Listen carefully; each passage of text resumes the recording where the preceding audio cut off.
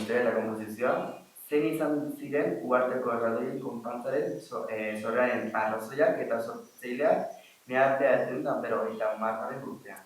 Bale, pues, mila bederatziehun eta berrogeita hamaikan hemen konpartsa sortu zen.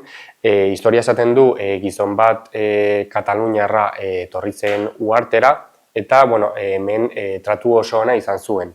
Orduan bere lurraldera bueltatzean, opari bat egin zion uharteko herriari, direla bi buru eta lau esku. Direla errepresentatzen dute errege bat eta erregin bat. Gero, urtea pasa ondoren, uharteko udalak, mila bederatziehun eta laurogeita seian, artista lokalari Patxi Boldaineri enkargatu zion egiteko maiordomo eta maiordoma. Erraldoi hauek beti izan dute izenak desberdinak jarri dituzte erraldoiei, baina uharteko konpartsatik esaten dugu erraldoi hauek ez dute izen propioak. Bakarrik da errege bikotea eta maiordomoen bikotea. Gero ere bai, umeentzako daukagu ere bai lau erraldoi ertain, horiek ere bai errepresentatzen dute uharteko pertsonai famatuak, Pitxino zela uharteko Pitxino izena da uharteko poliziaren lehen ditzen zena, eta gero ere bai daukagu Doña Toda, Kaskarro eta Txinuri zirela uharteko pertsonai famatuak. Eta gero daukagu ere bai uharteko konpartsa txikia, direla gian, ez dakit, 25 erraldoi txiki, eta umeak dantzatzen dituzte bai. Nola aldatu da konpartsaren egitura eta kideen konposizioa bere sorreratik gaur egun arte? Urtean zehar beti, agian jende asko dago, jende gutxi dago, hori pixkanaka denboraldi ezberdinetan, hori izango zen. Zer aldaketa nagusi izan dira konpartsaren historioan zehar dantza eta musika estiloetan? Estiloa uste dut mila bederatziehun eta berrogeita hamaikatik estilo berdina izan dugu, eta agian dantza berri bat sortu dugu, baina pixka bat estilo berdina jarri dugu. Nola lortu zen Jota de Gigantes de Uharte berriro estreinatzea eta nor hartu zuen parte prozesuan? Jota de los Gigantes erraldoien Jota estrenatu zen 2022an, eta zen pixka bat kolaborazio bat uharteko gaiteroekin. Orduan dantza hori gaur egun da nola erraldoi dantza lehena egiten dela txupinazo bota eta ondoren. Helburuak eta funtzionamendua, zein dira konpartsaren helburu nagusiak epe labur eta luzera begira? Epe labur begira uste dut izango dela gaur egun izaten dena, dela kaleak alaitzea, umeekin egotea, herriaekin egotea. Eta epe luzera? Epe luzera, gu bizitzen dugu gaur egun, eta bai badaukagu proiektu txikiak eta handiak egiteko, baina hori epe luzea dauka. Nola antolatzen eta kudeatzen dira konpartsaren jarduerak eta ekitaldiak urtean zehar? Urtean zehar beti egiten dugu urteirrean konpartsako kideekin bilera bat, eta hor sortzen ditugu ekitaldiak, jarduerak, hemen uharten jarduerak, baina ere bai uhartetik kanpo irteerak ere bai, eta hori bilera hori egiten dugu hori pixka bat prestatu urtea. Nola erabakitzen dira konpartsaren urteko jarduera eta ekitaldi nagusiak?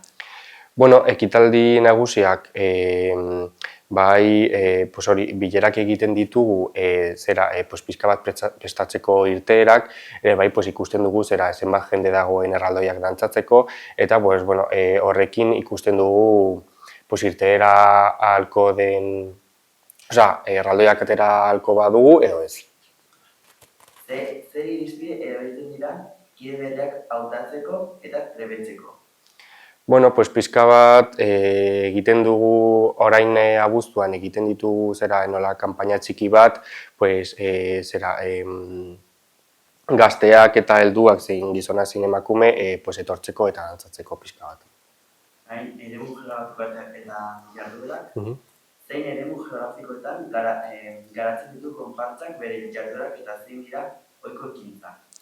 Bale, pues uharteko konpartsak nagusiki hemen uharteen jarduera nagusia egiten du, baina bueno, gero daukagu urtean zehar irtera, pues bueno, pilo bat, ez dakit joan gara, bueno, jarduera nagusia hemen Nafarroan egiten dugu, baina gero beste lekuetan, pues adibidez, Gipuzkoara joan gara, Kataluniara ere bai joan gara, eta horrela.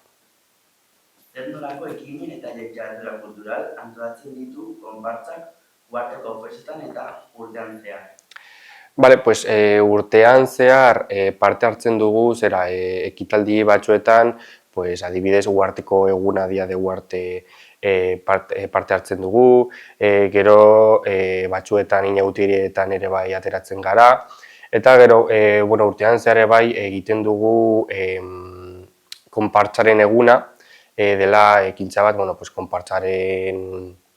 konpartzarekiko pues nagusia jarduera dela. Eta gero, bueno, senidetasunaren bestak dira hemen festa nagusiak, pues hemen pues, bueno, kale jirak egiten ditugu, ekitaldiak, dantzak eta hori. Nola antolatzen dira konpartzaren eta beste herri eta eskualdeetako konpartzen arteko trukeak? Bueno, trukeak egiten ditugu konpartza ezberdinekin, egiten ditugu nola topaketa desberdinak eta bueno, pues pixka hemen uharteko konpartzak uharteko konpartzaren funtzionamendua da pues ni joaten, osea, uharteko konpartza joaten da beste herrira eta gero konpartza hori uhartera bisitatu du. Zer nolako jarduerak egiten dira konpartzaren historia erakusteko eta ezagutarazteko?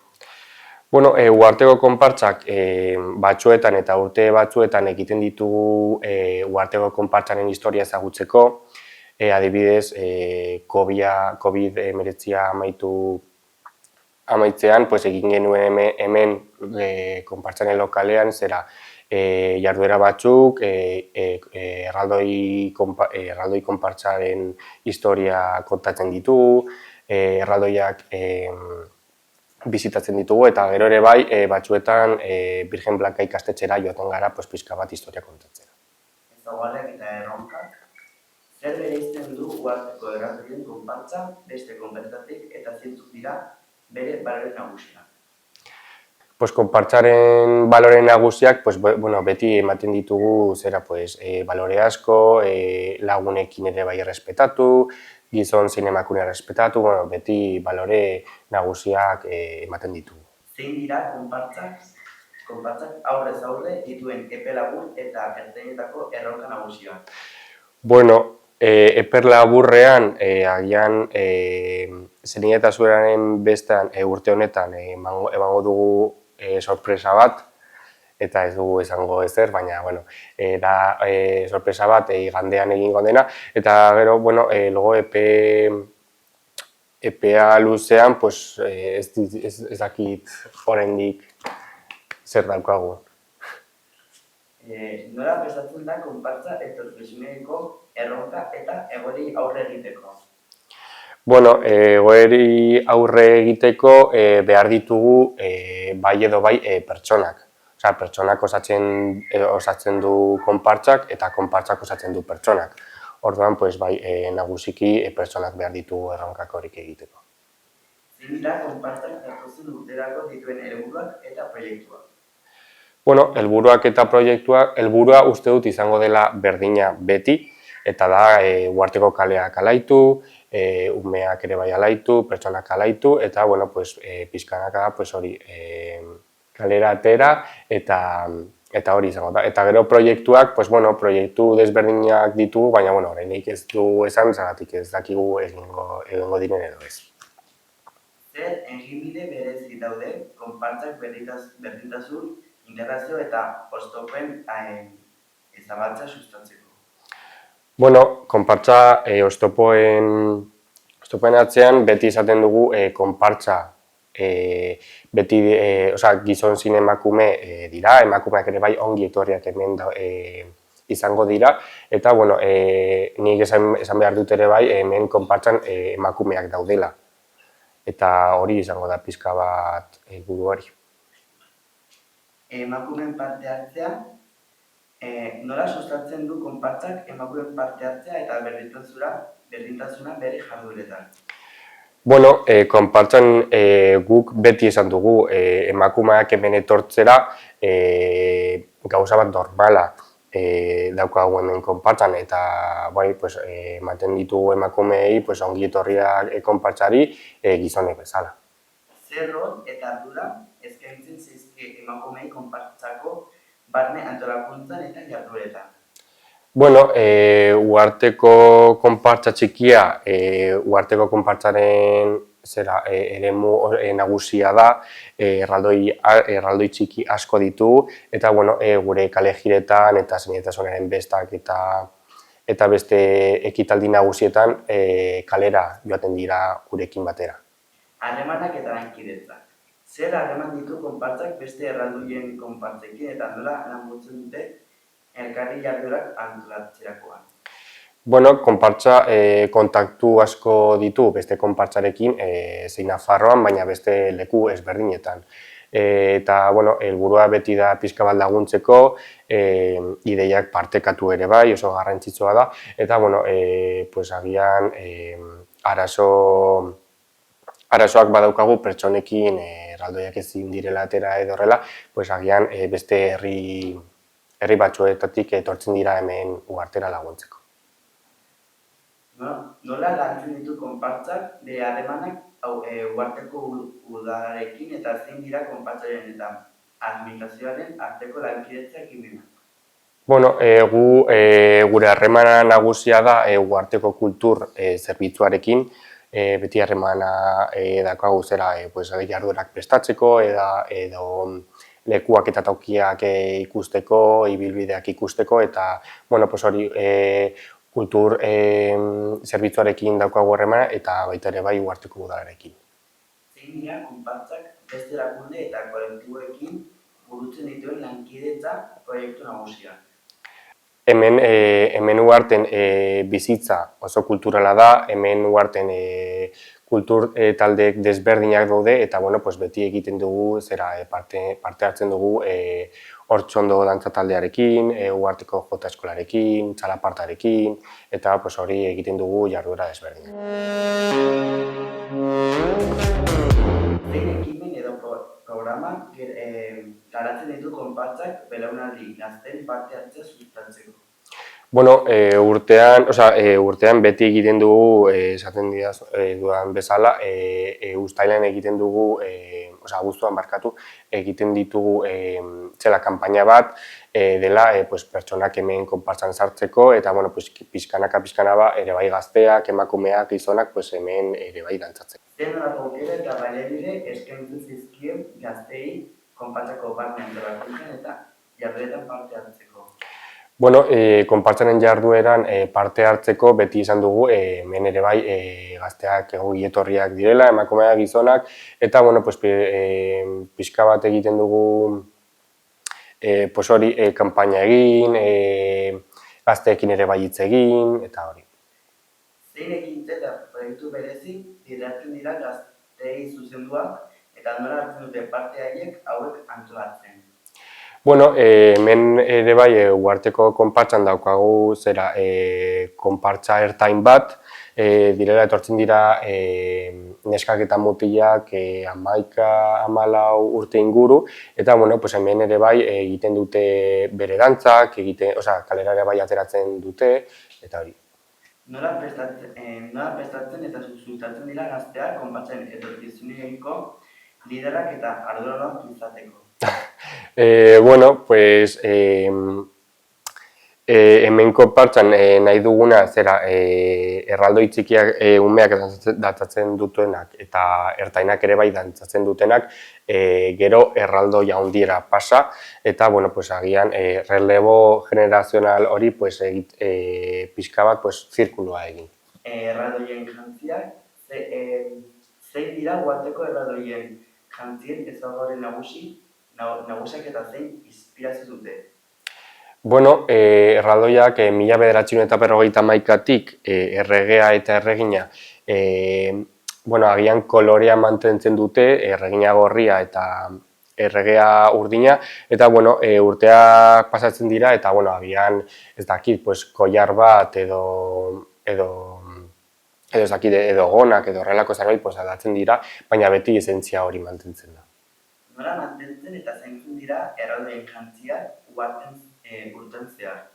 Bueno, urtean zehar, agian zenidetasunaren bestak hasi aurretik, zera egiten dugu, arropak kentzen ditugu eta garbitzen ditugu, eta pues, orduan hori txupinazora dotorea eramateko erraldoiak. Jantziak aldatu edo egunatu dira urtean zehar, zein izan dira aldaketa nagusia? Bueno, aldaketa nagusiak maiordomoak 2000 eta uste dut 20an zera arropa aldatu ziren, jantzi zehar berritu ziren Uharteko kultur zerbitzuarekin batera, eta bueno, pues hori zehar berritzera hori pues egin zen maiordomoen arropa oso zikina zegoelako eta bai apurtutzelako. Nork diseinatzen eta sortzen ditu erraldoien jantzi berriak eta zer prozesu jarraitzen da? Bueno, Uharteko konpartsak Aitor Kallejaren tailerrekin kolaboratzen du, eta bueno, pues, proiektu bat daukagunean edo zerbait behar dugunean, pues, beti Aitorengana hurbiltzen gara. Errepertorio eta dantza motak. Zein dantza motak osatzen dute Uharteko erraldoien konpartsaren errepertorioa gaur egun? Bueno, errepertorio anitza daukagu, pues agian zenidetasunaren bestaren aurretik, pues hemen entseguak egiten ditugu eta bueno, pues hemen pues agian ez dakit 4 edo 3 dantza ezberdin egiten ditugu, pues bestetan egiteko. Zein musika eta dantza estilo tradizionala berreskuratu nahi izan dira azken urteotan? Bueno, pues pixka bat berreskuratu zen erraldoien jota, baina bueno, beti berdina egiten dugu, Uharteko gaiteroekin lan egiten dugu, eta bueno, pues pixkanaka egiten ditugu dantzak, eta bueno, erritmoa beti berbera izanen da, eta hori. Zer nolako prestakuntza eta entseguak egiten dira dantzariek errepertorioa ondo barneratzeko? Bueno, pues Uharteko konpartsak, uste dut Nafarroko konpartsa bezala daukagu zera WhatsApp talde bat, eta bueno, hor gelditzen gara, pues agian astean aldi bat edo bi zenidetasunaren bestan aurretik, eta bueno, pues saiatzen gara egiten pues dantza ezberdina. Metaberso ingurune virtual kolektiboa eta partekatua da mundu virtualen errealitate areagotuaren eta errealitate virtualaren konbergentziagatik abiatuta sortzen dena. Metabersoan, pertsonek elkarren artean eta objektu digitalekin elkar eragin dezakete gora beren bidez. Nola erabiltzen ditu Uharteko erraldoien konpartsak teknologia berriak bere jarduerak planifikatzeko eta antolatzeko? Pues, gure konpartsa uste dut IA oraindik ez duela erabili, bakarrik daukagu WhatsApp talde bat, eta bueno, ere bai daukagu zera Instagram perfil bat nagusia, Facebooken, Twitterren, eta bueno, pues hori hor azaltzen dira zera konpartsaren ekitaldi nagusiak, non ikusi gure erraldoiak eta hori. Zein aukera eskaintzen dizkio adin artifizialak konpartsari dantza koreografiak hobetzeko edo berrikuntzak sartzeko? Pues hori ez dizut esan zergatik oraindik ez dugula, ez dugu erabili inteligentzia artifizial hori hemen.